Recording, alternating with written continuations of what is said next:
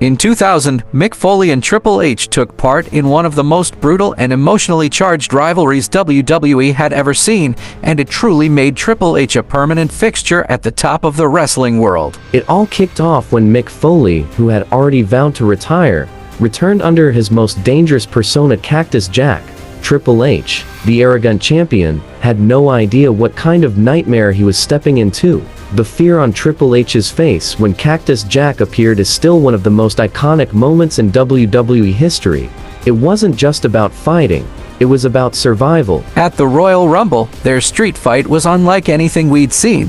It was ultra-violent, pushing the limits of WWE's Attitude Era style, turning Madison Square Garden into a war zone. Triple H, covered in blood and battered, somehow managed to win, but it was clear that the war wasn't over. The rematch at No Way Out was even more personal, with both men giving everything they had. By the end, Foley had kept his promise and retired, but his work was done. Triple H was now officially the face of WWE's main event scene. This feud was so powerful that even after Foley returned to the ring, the impact of these matches ensured that Triple H never left the spotlight. There were really few options here. The famous Invasion storyline was terrible, and everything went downhill after WrestleMania 17. Even the build-up to WrestleMania wasn't anything special. Making Deborah the Rock's manager was a bad decision, and it showed that WWE's creative team was running out of new ideas. Wrestling in Japan was in bad shape as well, and Ring of Honor was still a year away from starting. By March, WCW and ECW had both folded, and even WCW wasn't doing anything special. Many characters were hard to understand or connect with, because the storylines were constantly changing. WWF wasted several good ideas, so the title of the best storyline of the year should go to the one that led to the best match: Edge and Christian vs. the Dudley Boys vs. the Hardy Boys. The storyline wasn't great, but their match at WrestleMania 17 was incredible. It was so amazing that people still remember it today. If that match happened in 2024, it would still feel fresh and outstanding. Edge and Christian won that match.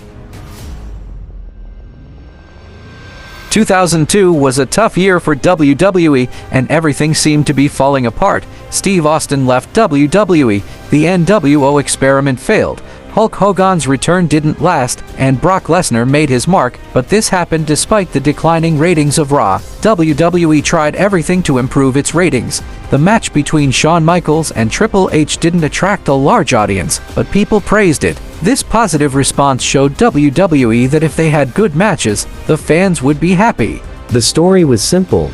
Triple H attacked Shawn Michaels and called him weak. But really, Triple H was worried because he knew Shawn Michaels was a much better wrestler. Because of this attack, people started to hate Triple H, while they saw Shawn Michaels as a hero. Shawn Michaels made an amazing comeback and made his back injury look so real that it scared the audience. Their unsanctioned match at SummerSlam was so dramatic that fans wanted to see more. In the end, Michaels defeated the opponent everyone had come to dislike. In a year where WWE tried many cheap and failed ways to boost ratings, the match between Michaels and Triple H was a real and strong contest, even though it was just one match. The Chris Jericho vs. Shawn Michaels feud in 2003 is one of WWE's greatest storylines, fueled by jealousy and admiration. Jericho, who had always looked up to Michaels and even shaped his own career after him, felt overshadowed when Michaels made a successful return to the ring and performed better than ever. The rivalry kicked off in an unforgettable moment at the Royal Rumble. Jericho pulled a sneaky move by having Christian pretend to be him, distracting Michaels so the real Jericho could attack him from behind. It was a genius setup that made things personal. At WrestleMania 19, they faced off in a match that told an incredible story. Both men mirrored each other's moves, showing how Jericho had learned from Michaels, but was desperate to prove he was the better man. The match wasn't just about athleticism, it was about Jericho's desire to step out of Michaels' shadow. This feud was relatable and intense, as it explored the theme of jealousy, something anyone can understand. Jericho wanted what Michaels had: respect, success, and the spotlight. It's a rivalry that stands out because it wasn't just about winning, it was about proving who deserved to be on top. Their story was a highlight of 2003, and remains a fan favorite for its emotional depth and exciting action.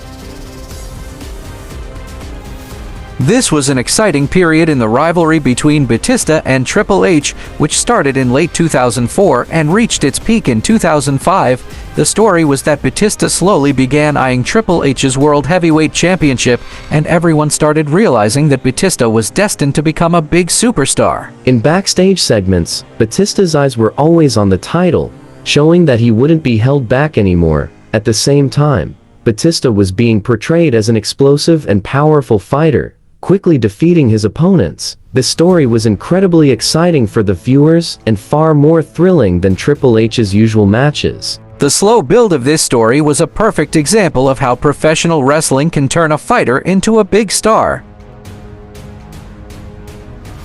During the Monopoly era, Kurt Angle vs. Shawn Michaels was a dream match for WWE, featuring two of the greatest wrestlers who seemed destined never to face each other. Angle debuted while Michaels was retired, and WWE's strict brand split kept them apart. Angle on SmackDown and Michaels on Raw. WWE created an atmosphere where it felt impossible for them to cross paths, making the story even more intriguing.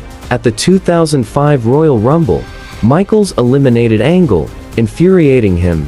To avenge this humiliation, Angle attacked Michaels, slamming him into the ring post and steel steps, marking the start of a heated feud. Their rivalry evolved into one of the best in WWE history. Angle claimed he could do everything Michaels could, but better, which deepened his character. He mimicked Shawn and attacked his old valet, showcasing both his humor and his brutality. Meanwhile, Michaels outsmarted Angle early on, pushing him to the brink of madness. When they finally met at WrestleMania 21, it became an unforgettable match. In the climactic moments, Angle locked Michaels in the ankle lock, and Shawn stubbornly refused to submit for almost a minute, thrilling the audience. Ultimately, he had no choice but to tap out, making it one of the most iconic endings in WWE history.